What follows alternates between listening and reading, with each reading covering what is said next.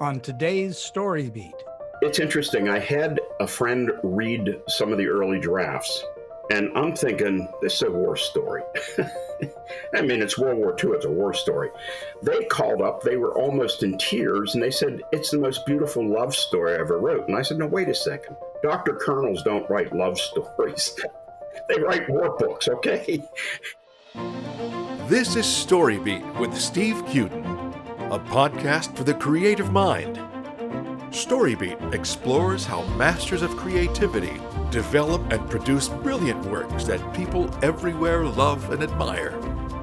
So join us as we discover how talented creators find success in the worlds of imagination and entertainment. Here now is your host, Steve Cuden. Thanks for joining us on StoryBeat. We're coming to you from the Steel City, Pittsburgh, Pennsylvania. My guest today, Dr. Tom Stein, recently published his first book, Gratitude is Not Enough, the true story of a Belgian family forever changed by a band of American World War II soldiers. The book focuses on the Remember Museum 39 to 45 in Clermont, Belgium, that was opened by Marcel and Mathilde Schmetz, better known as the M&Ms, by the soldiers in a U.S. Army company of the First Infantry Division who were briefly quartered on Marcel's family farm in December 1944 before the Battle of the Bulge. Marcel saved many of the items the soldiers left behind, what he calls treasure, and which became the core of this special collection dedicated to the Americans who helped liberate Belgium from 4 years of Nazi occupation.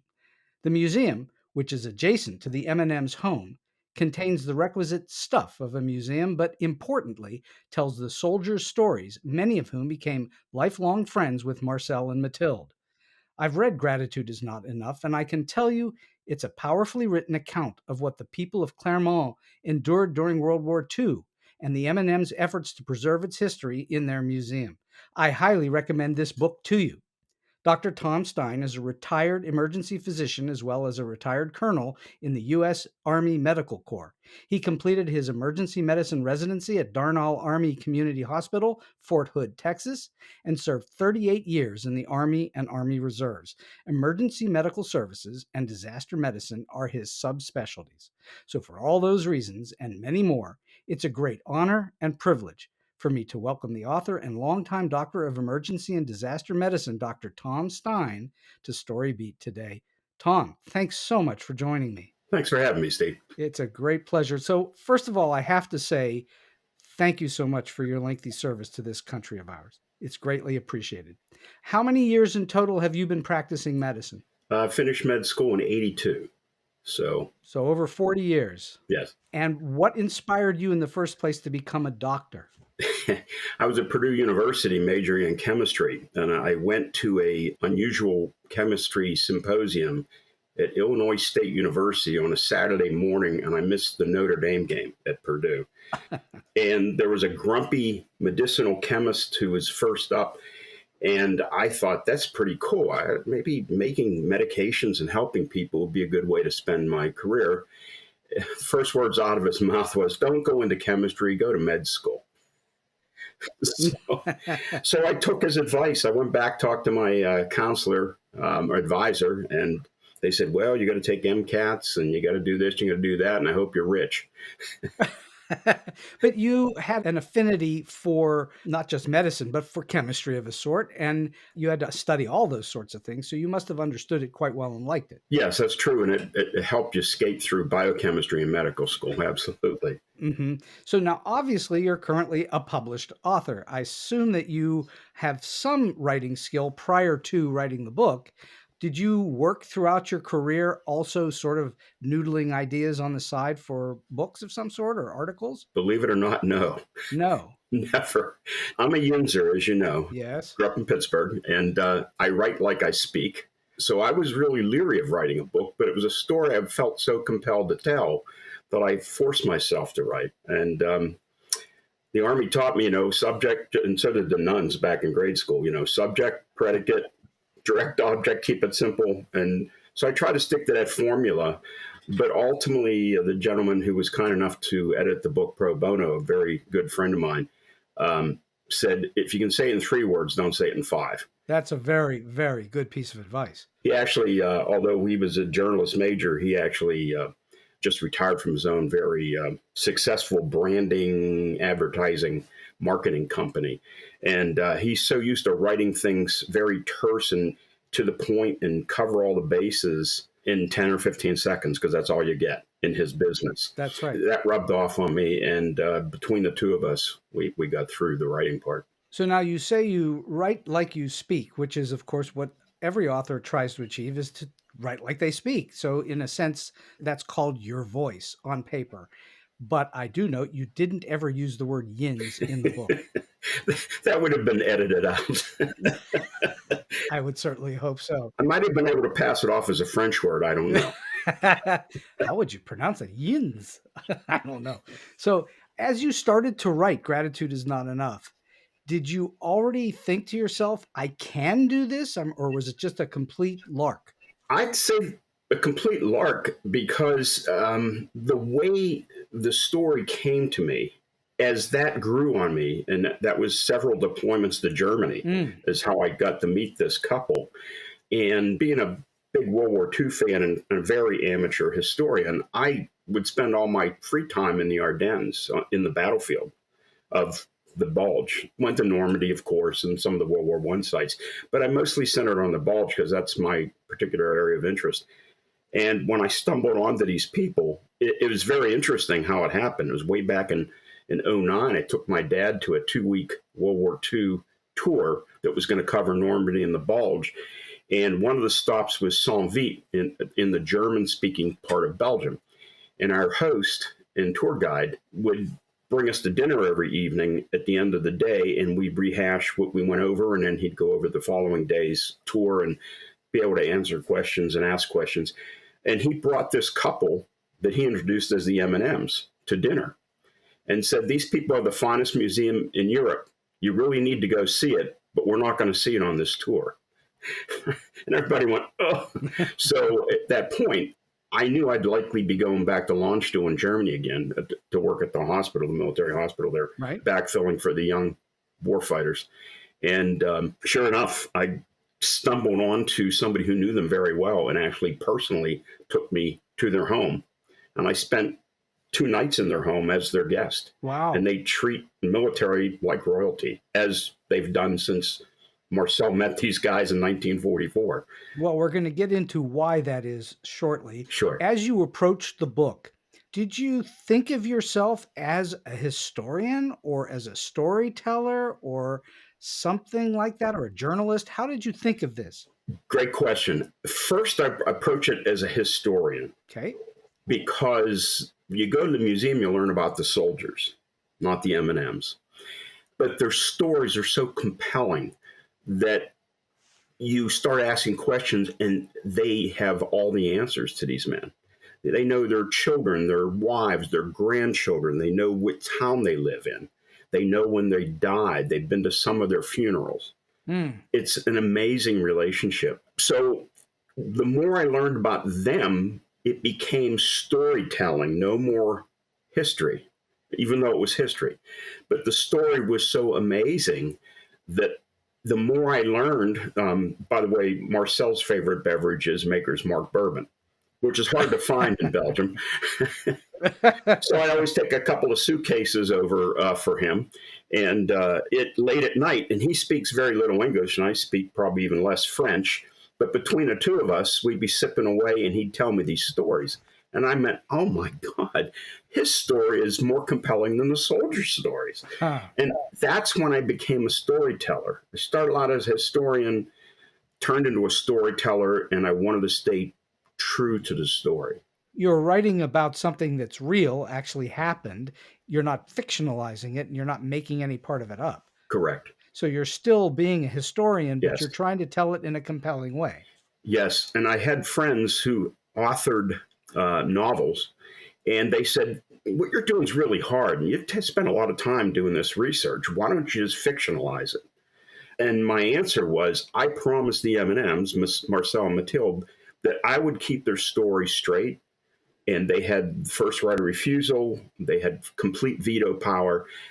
And anytime I could corroborate with another means to be a good historian, I would do that. So that's what took so long. The process was a long process because I technically probably started around 2012, 2013, gathering information. It wasn't probably until 15, 16 where I realized that I knew enough that the story had to be told. So you didn't know as you were gathering that information that you were doing research? I was doing research for my own information, not planning to write a book necessarily. Not planning to write. That's what I mean, is that you were trying to inform yourself and educate yourself. Correct. But that turned into something where you thought this should be told to others. Correct. And every sip of bourbon would bring on another story. And my jaw would just hang as Marcel told these stories. I said, "You're making this up." And then he'd have to bring his wife in to explain in English better because he couldn't, that no, this really happened and this is how it happened and this is why we can prove that it really did happen. It's like, and my eyes would just get wider, my jaw would just drop lower, and I'd say, "Oh my God, this story has to be told." That's when I started getting in. I actually asked them permission to write their story, and they were honored. They were shocked that anybody would be interested in doing that. And I said, there are so many people that want to read this story that have been to the museum. They love your museum, but they don't know you, and they don't know what went behind this. There's a whole backstory to this museum. Let's get into that a little bit. We've been teasing the listeners as to what this is. Tell us a little bit about Gratitude is Not Enough. What is the book actually about? Clearly, it's about the M&Ms, but what's underneath it? What happens in the book? Well, it's interesting. I had a friend read some of the early drafts, and I'm thinking, this is a war story. I mean, it's World War II. It's a war story. They called up. They were almost in tears, and they said, "It's the most beautiful love story I ever wrote." And I said, "No, wait a second. Dr. Colonels don't write love stories. They write war books, okay?" And she says, "Oh, no." And then she went on to tell me what I already knew, but it didn't dawn on me that it's a love between Marcel and Mathilde, the love between Marcel and his family, between his family and the soldiers that bivouacked with them and lived with them. Then the soldiers that were buried just a couple kilometers away from their home and museum, all 8,000 of them, that all had their own story and all died to liberate them. And I fought a long time for a title. And I realized that, everybody has gratitude for things people done. And people say, "Thank you for your service." And not my service, but, especially war veteran service. That's fine. But they transcend gratitude. Gratitude was not enough for them. They have spent their entire lives in their small fortune. I mean, not a fortune, their small budget, on making sure that Europeans and Americans never forget what American soldiers did. So that's how the backstory is really one of their love for each other and the serendipitous way that got started, in addition to the love that Marcel, as an 11-year-old boy, saw as his superheroes appeared over the horizon and literally slept and ate on his farm. And also a love story for the museum itself. Yes, their love for the museum, that is the soldiers for them. Right. The soldiers are almost all gone. There's still just a small handful that are still alive that they know well, but most of them are gone. That museum, though, has artifacts and uniforms and ribbons and awards, bronze stars, silver stars, things that soldiers have brought to hope be displayed so that their sacrifices won't be forgotten. And their legacy it goes on in time. Yes, very much so. And that is why I felt I needed to write a book, not just verbally repeat the story to friends. Of course. Because I want the word to get out, because the museum is at risk of disappearing when they're gone. That is of great concern, I assume. Very, very great for me and for lovers of the museum. Marcel's going to be 92 shortly.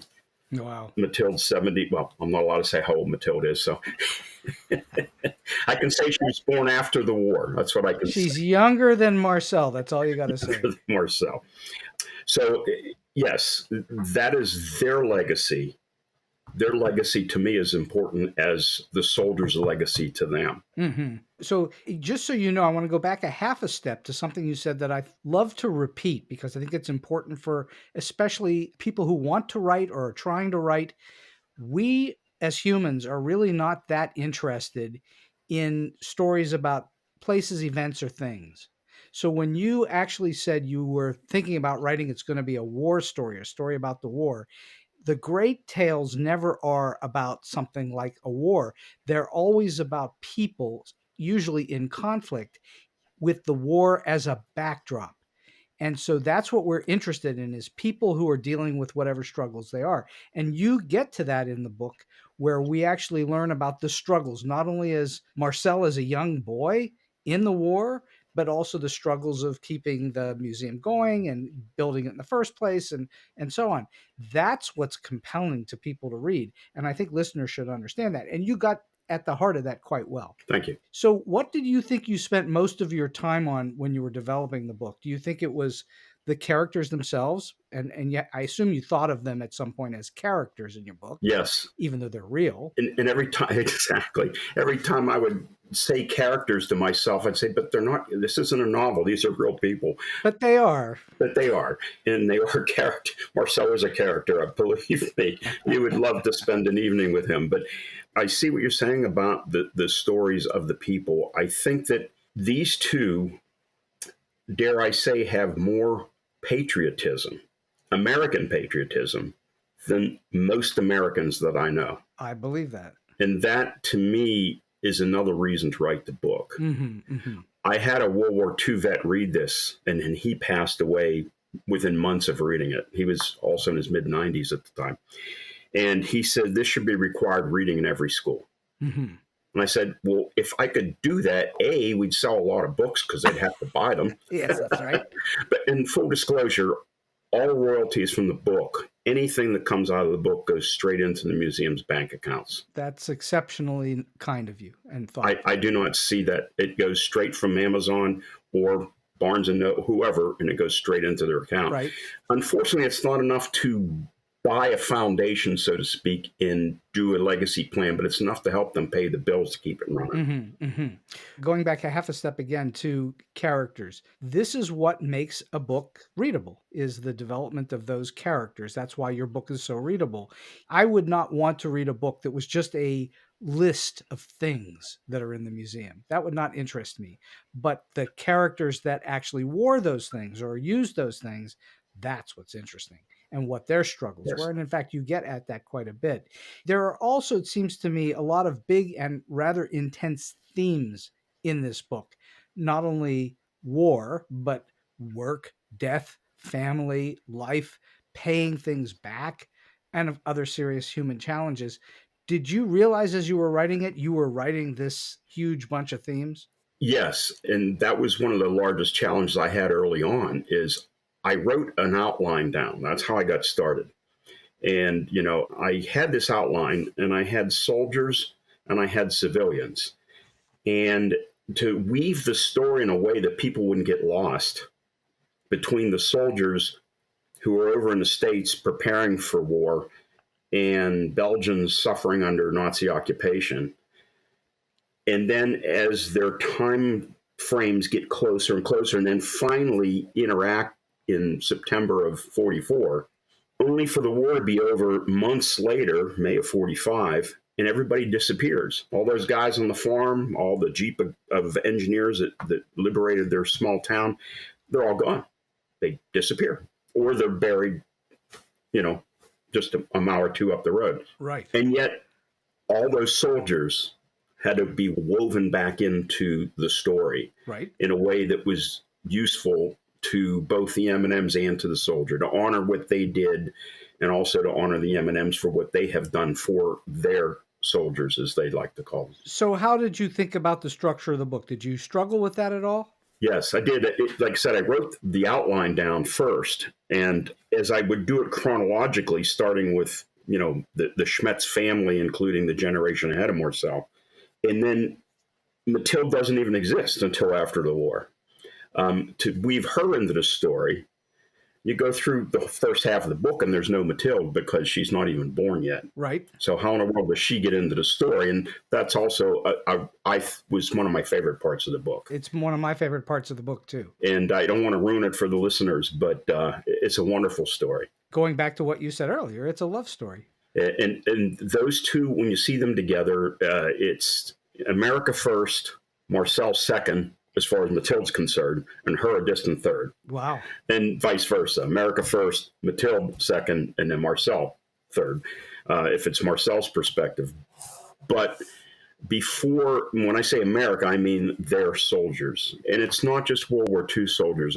As I try to bring home towards the end of the book, with two wars going on for almost 20 years, and almost every one of those soldiers that were wounded had to go through Germany to get home, or go to Germany only to be returned back to war again. Many of those soldiers, the wounded warriors, were taken to the museum and treated like kings by the M&Ms for a day, and were taken through the museum with personal tours and wined and dined after their tour.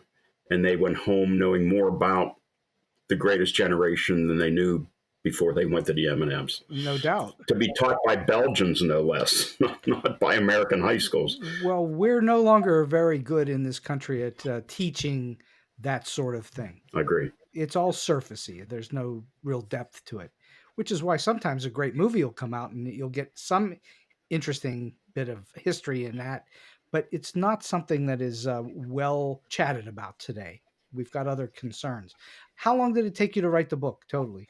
From when I actually started an outline, I wrote in 21 on one of my visits there. I actually sat down and wrote out the outline with Marcel and Mathilde, and they were comfortable with the way, I was going to do that. So I'd say from 19 to we published in December of 23. So 4 years of writing. 4 years of writing. Yeah, there were so many gaps, and I wanted to be as historically accurate as possible, trying to track down. I wanted every soldier that was put on paper to be able to follow them from when they landed on Omaha Beach until they went home after the Battle of the Bulge, and then end up back in the museum of all places eventually, to fill in all those blanks so every soldier had roughly the same amount of presence in the book. Right.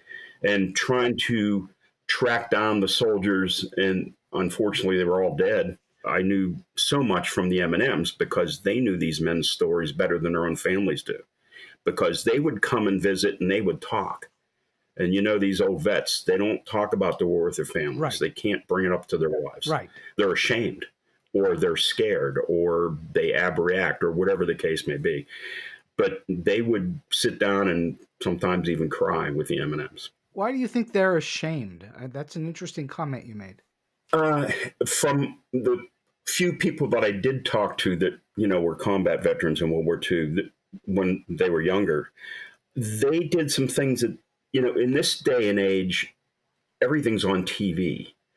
You can't have a soldier even remotely go off the rules of engagement without being arrested and tried. Where in World War II, there were certainly people there, but everything was so heavily censored. Things were done that they wouldn't want their family to know, whether it was killing somebody or stealing something because their survival depended on it and it took away from some starving civilian. Whatever the case may be, these things happened almost every day for these guys. And then when they came home, they had to pretend like everything was like normal rules. So I think that's, in my humble opinion, why many were ashamed, because they did things that wouldn't pass the sniff test these days. A little bit of a sense of guilt over things. Absolutely. Mm-hmm. Absolutely. Including killing enemy soldiers, combatants, in the middle of a battle. Some guys just have a hard time with that. Even today, they do, obviously. I would have a hard time with it. I think most human, if you don't, I worry a little bit about you. I agree. That means you might have a little sociopathology going on there. Exactly. But these men, they were safe with the M&Ms. It's an interesting thing that Mathilde wanted to be a physician, mm-hmm. but life did not work that for her that way because of her own personal family situation. And She was bemoaning that fact. I don't know if you recall this at the end of the book, but two of her favorite soldiers were sitting there with her, and she was bemoaning the fact that she didn't. And they told her, Mathilde, you and Marcel are the best doctors we ever had. Wow. And they were very sincere. I do remember reading that in the book, but that's a wow moment. It is wow. And when Mathilde told me that, and when it was corroborated by a wife of one of the soldiers to know that Mathilde's not just blowing smoke, like I said, if I could corroborate some of these wow moments, I wanted to make sure I could. And that, again, those kinds of details were so hard to get. I had to literally go through the phone book, go through white pages, work through names, cold call multiple old cell or landlines to try to track down a family member of one of these soldiers to try to get more information, because they were gone. And if Mathilde didn't have their address or phone number or email, then I just had to go digging.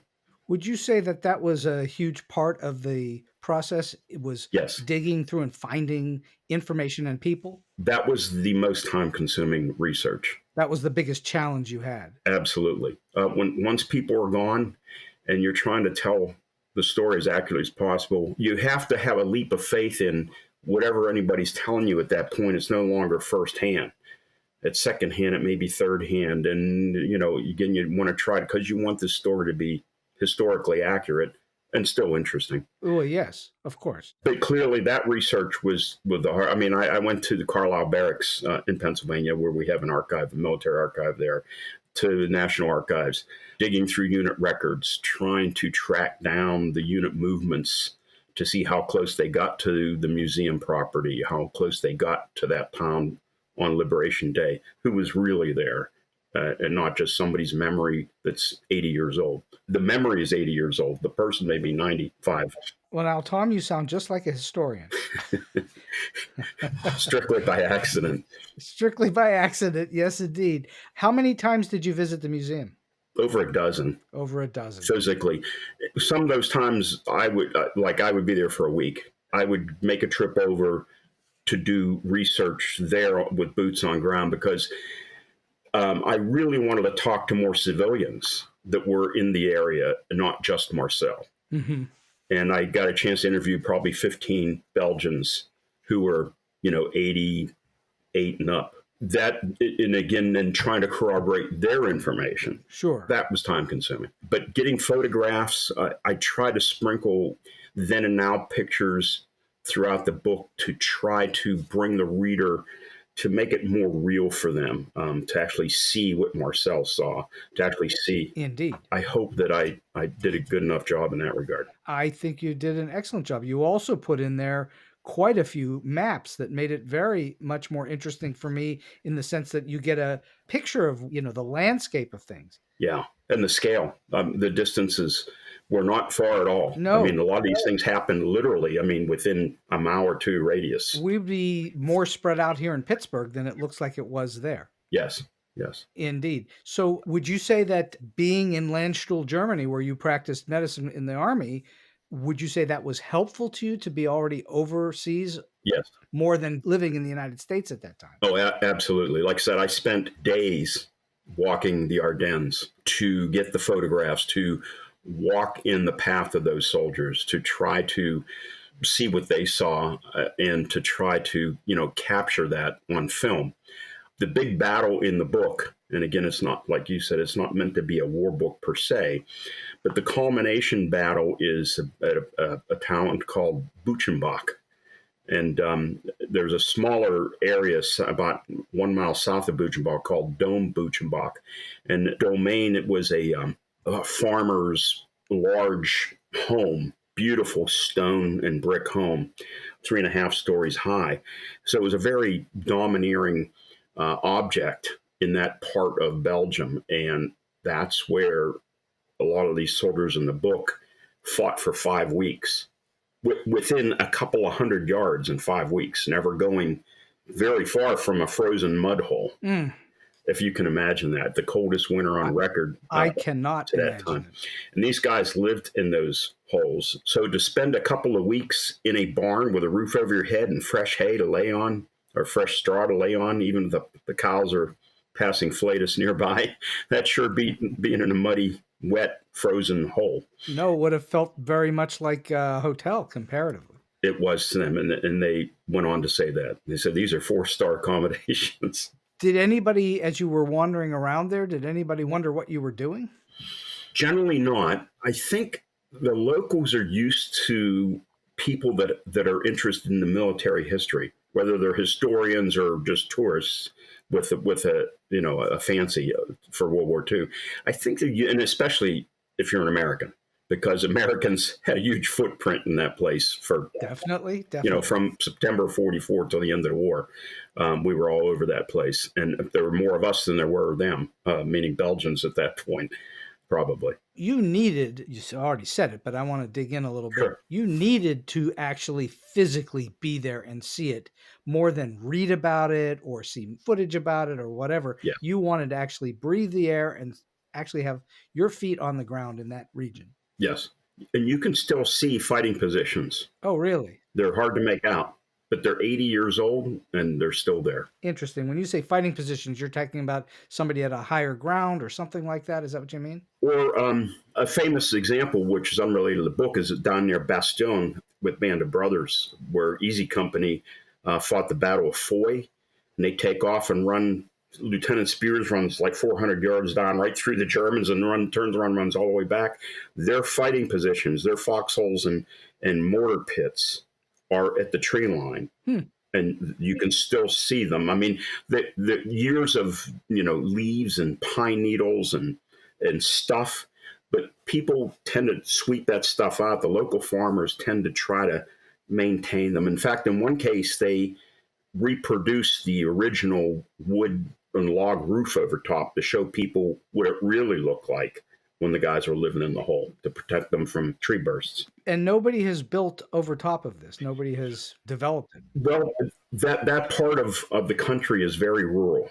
Their population is relatively small, and it's mostly centered in the larger towns. So when you get out into the area where Clermont is, or at Bastogne, which is a relatively large town, but once you get outside the town limits, it's pretty rural. Now, how did you keep track of everything? Did you have some sort of a note-taking process, or how did you track everything? Great question. Originally, it was kind of an old-fashioned 3x5 or, Post-it notes, and I'd gather them. But I went ahead and got something like Evernote, if you're familiar with that, where it helped me collect things, put them in files and folders so they made sense. So like stories or unit information would go into here. And therefore, as I'm writing and trying to flesh the book out, and I'm now at this point, then I'll go to that file and pull out those and reread and so on. So I used something like that, kind of electronic filing system that allowed me to search on, and then I could tag many different tags to different things. So I could cross-search by looking for tag words. So you set up your own form of a database. Correct. But it wasn't a database like we think of with, Microsoft's, database. It's more just electronic filing system that allowed me to organize all the different pieces, very disparate pieces. Like I would see something or I'd do some research, and even though I was focused on A, I'd stumble across B and go, oh, get all excited, grab B, and then hurry up and put it in where B belongs because I'll forget. And then I go back and trudge along through A again. That happened quite a few times when I was in some of the archives looking at some of the military records, which, unbelievable, some of these unit records were written by stubby pencil. Huh. If you go back to battalion and they had a clerk and they had an old field typewriter, they'd hunt and peck, finger at a time. They would typewrite the reports, but there are stubby pencil reports written in terms of the battle being pitched and back and forth, and especially at the Bulge. I mean, we got overrun so quickly, so fast on December 16th of 44. That those poor guys, I mean, if they had any kind of records of that battle, it's hard to believe. Now, the Germans kept good records, but unfortunately, losers tend not to have the records squared away as well as the winners do. And of course, a lot of things would have been destroyed one way or the other. But when it came to the American information, you have to dig, and it's time consuming, but you can do it. But you definitely found a lot of information. That's clear from the book itself. Yes, that's why. So tell us a little bit about the Schmetz family and who they were and how they got to the point where during the war they reached out and helped these Americans. Marcel's grew up on a dairy farm, and his father, Henry, or Henri, but French Henri, but I call him Henry. Yes. It's easier. And then he had his first son was Henry Jr., and then Marcel was the second son. So they had two children. Marcel's dad, Henry Sr., grew up on a dairy farm as well. Back in the early 1900s in rural Belgium, just like rural United States, I mean, your universe is as far as you can walk, you know. It's the villages right around you, and that's about it. You don't know what goes on in New York City, nor will you ever find out, you know. Right. So they were relatively isolated, but very close-knit with their neighbors because everybody was farmers. And they all relied on each other, and they bartered and did things. When Marcel's father was born in 1900, so he was 18 when the war ended, the First World War ended. And he was drafted just as the war ended and was sent into the Ruhr as a peacekeeper and to keep demilitarized before the Nazis came, obviously. So he was with the Germans, lived among the Germans as a peacekeeper for 2 years. And when he got home, he realized that Germans are different than Belgians. They think different. Their MOs are different. Mm-hmm. They're very serious. They're very regimented, where the French-speaking Belgians, certainly in the rural areas, are very laid back and just go along to get along. Well, we know that people who live in Maine think and act a little differently than those who live in, say, New Mexico or Texas. Yeah. Well, that would be all the way across Europe and Asia at that point. I mean, well, people in Maine are very different from the people who live in Connecticut. Yes, that's true. You know. That's true. No, exactly right. And so he went back and started a farm, and of course his father passed on. He was on a farm in Clermont, or in the suburbs of Clermont, should I say. And his two sons were, working the farm and going to school. But unfortunately, in 1933, Marcel was born, and with his older brother born in 27. So he was quite a bit older. And Marcel grew up and really not wanting to be a dairy farmer. And he ultimately ended up getting a job at a local mechanic place, auto mechanics place. And he kind of just more or less was followed along the owner and learned as he went. And he was very artistic. His older brother is even more so. But Marcel found out that he could fabricate parts for vehicles by hand. I mean, he was very, very good at that. And those skills really became important when it came to starting the museum. Mm-hmm. Because he fabricates some amazing pieces of equipment that you swear are real. If you can't go up and touch them and knock on them, you wouldn't know that they're not real. He has a tank destroyer coming out of the wall. It looks all the world real. He has a full-scale V1 buzz bomb hanging from the ceiling as you enter the museum. And he has an actual recording of a V1 that sputtered across Liège that was recorded by the Belgian army. Oh, really? You got a copy of that during World War II. And you hear it put, put, put, put, and then you hear it silence, and then it starts dropping. You hear it screaming as it heads to the ground. And then you hear this thunderous explosion. And he has a big subwoofer. The whole part of the museum shakes. This thing. It's pretty impressive. But he does that. And so as a child, he liked to take things apart, put them back together. He liked to fabricate. He liked to build. And that really served him when it came to the museum. The mother was a very nice lady. Again, both his parents were long gone by the time I met them, but very nice people, as of course, Mathilde would tell me. Marcel would say they're nice too, but you're always going to say your parents are nice. But I understand they were very nice people.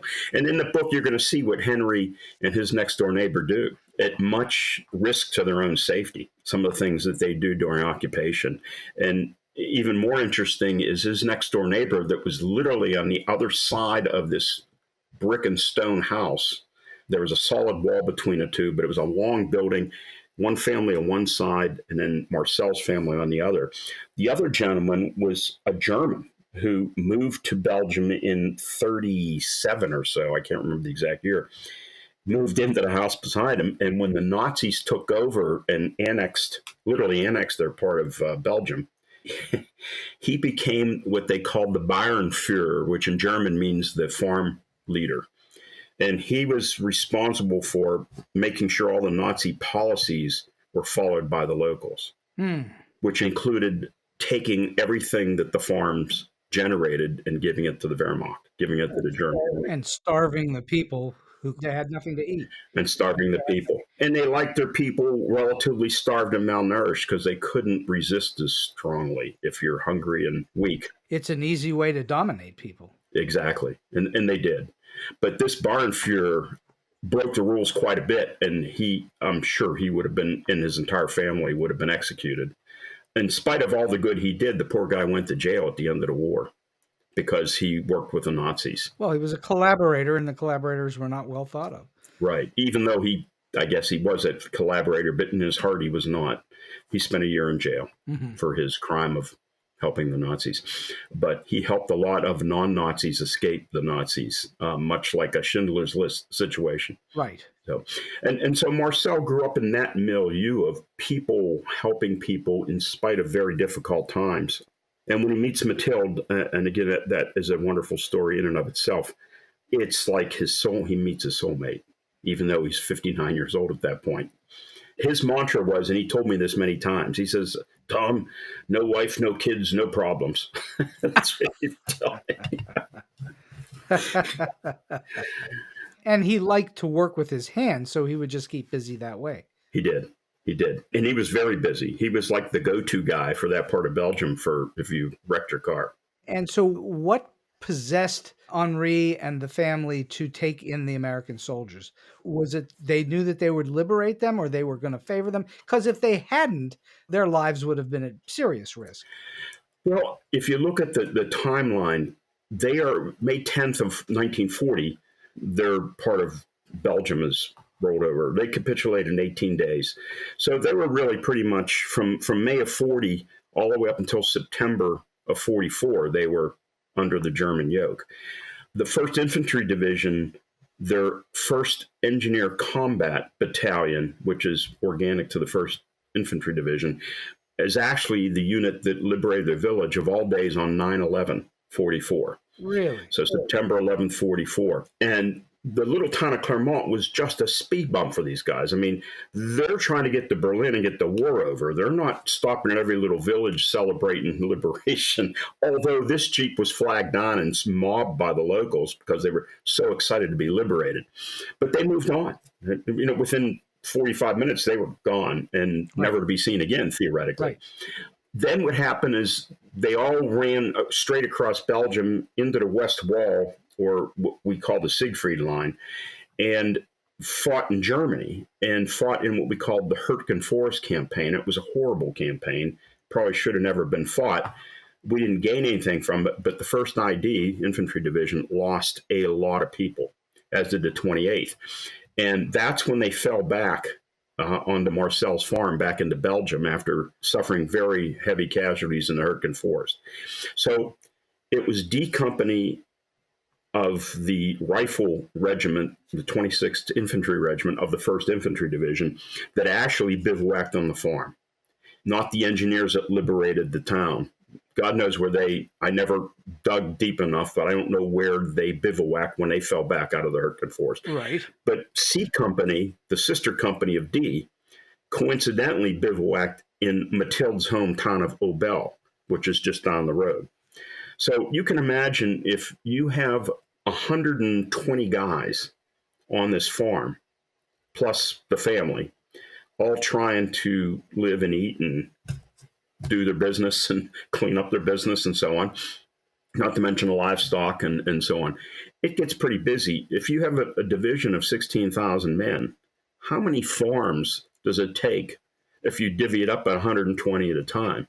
So you've got to be scattered over miles just to bivouac a division. Sure. When it comes off a line like that. It's one of the things that's very destructive in war is just the overtaking of the land itself. Yes.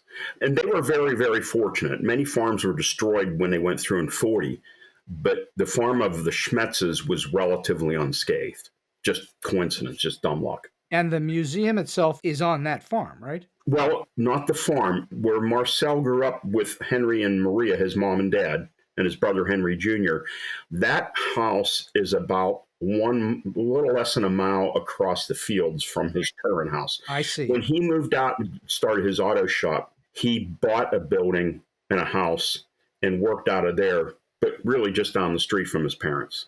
So it was the same place, basically, but not the exact place where he grew up. The same suburb of Clermont.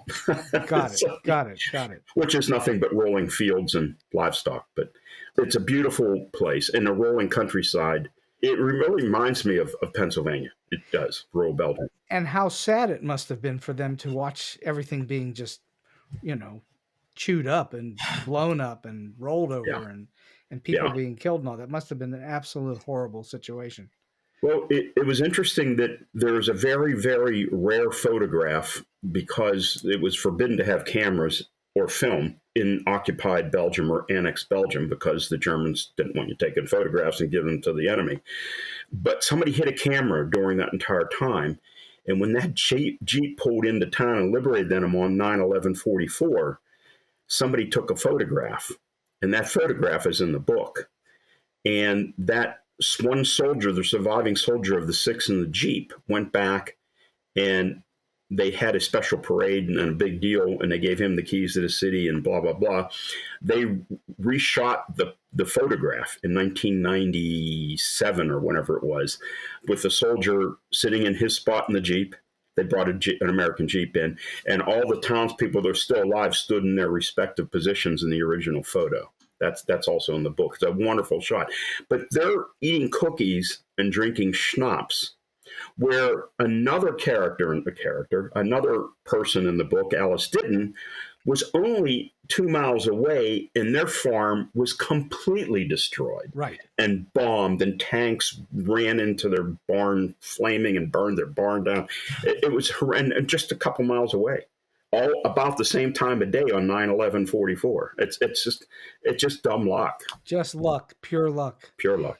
So I've got to ask you about your life a little bit. Sure. Because I would be remiss if I didn't. You've spent, 38 years in the military. Did you ever run into dangerous experiences? Not really.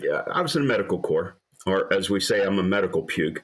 And we generally don't get in. I mean, by the time these wars started, I was high enough ranking, because I've been in so long, that you just don't stick colonels up in the front, because then you outrank the line commanders, and that doesn't work. So I end up, backfilling at civilian hospitals or in Germany and so on. Mm-hmm. When I was a lean, mean fighting machine back in the 80s, I did work for the Joint Special Operations Command and did do some interesting things back in those days. But there were no wars per se. We were just chasing bad guys around the world, terrorists around the world. So this show, as you know, is about creative process, and you've given us a lot of very interesting things to think about in your journey toward making this book come to life. But I have to ask about medicine. You're the first doctor I've had on the show. So how creative must one be in the emergency room? You've got to have a certain amount of creativity there. I thought of it many times, especially when I was in training, because I trained in the Army. I mentioned earlier about going to medical school when I was at Purdue. And they said, well, you got to be rich and you got to pass your MCATs and all this stuff. And so I ended up, the reason I was in the Army is I sold my soul instead of my bank account to the Army. I went through what they called the Health Profession Scholarship Program. So the Army paid for medical school, and then I owed them my soul. So it was a fair trade, though. In retrospect, it was the best option for me.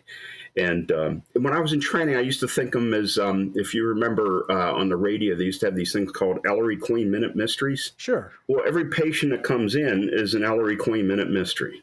And you only have X amount of time to figure out what's going on. And you don't know them. And you don't, many of these poor souls don't even have primary care physicians. They just wander in off the street. Sometimes they're near death. Sometimes they're in a lot of pain, whatever the case may be, and you just got to figure it out with very little. Now, we can cheat and get CAT scans and ultrasounds and all that kind of stuff. But I'm old enough that I still relied on physical exam and a good history, which I guess makes me a historian, doesn't it? Well, it does. But I have to imagine that, again, maybe you're telling me something different. I have to imagine that as each of these folks come through the doors, and you have to make this quick assessment of whatever's going on, that you at times have got to get really creative to make that calculation. Yes. And probably the trickiest part is not the medicine part, but the human social part. Oh, that's interesting. That is the trickiest, because some people, they don't speak the language, and I don't necessarily mean English. And you have to be careful. I'm a Yinzer, so I was able to relate to people. I'm from a blue collar family, and I could relate to the blue collar people come in, where a lot of physicians come from families of physicians, and they don't tend to relate with the blue collar guys as well. I mean, I think that it's always been to my advantage to have come from that background, because it allowed me to relate. Because you could get down figuratively in the mud with them. Yes. And especially in the Army. There's lots of mud to go around. So now I have to also imagine that working in emergency medicine is certainly at times incredibly pressure packed, and at times in the military, really pressure packed. I have to think that. Yes? I think early on that's true. I think that you develop I don't want to call it a sixth sense. That's not fair, but you start to anticipate because you've seen this pattern before, or, after 20, 30 years, it doesn't take as much digging because you start noticing patterns. I think it becomes, if you're good at what you did and you get better because you pay attention, I think it's not as sure. If you took somebody who's not trained to do what I did or used to do and just throw them in, of course they'd be terrified. I mean, in comes somebody with gunshot wound, they're bleeding and they're MFing and they're doing everything. Yeah, but if you do that several times a week, every week, year in, year out, it's becomes kind of second nature. So I was going to ask you that, maybe it's a pointless question, is how do you handle pressure? But maybe the answer is you handle pressure just by having gone through a whole lot of pressure scenarios in the first place. Yeah, it doesn't feel like pressure until it's over, if that makes any sense.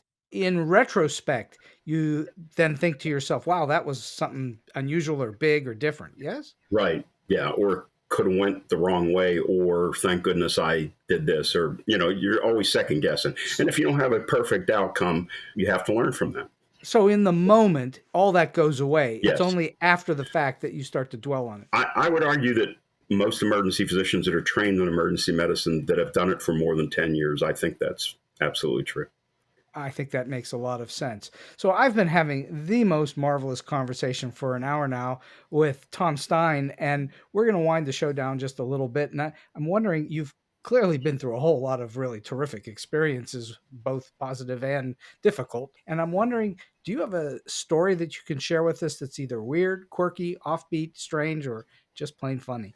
From the medicine side, there's a story.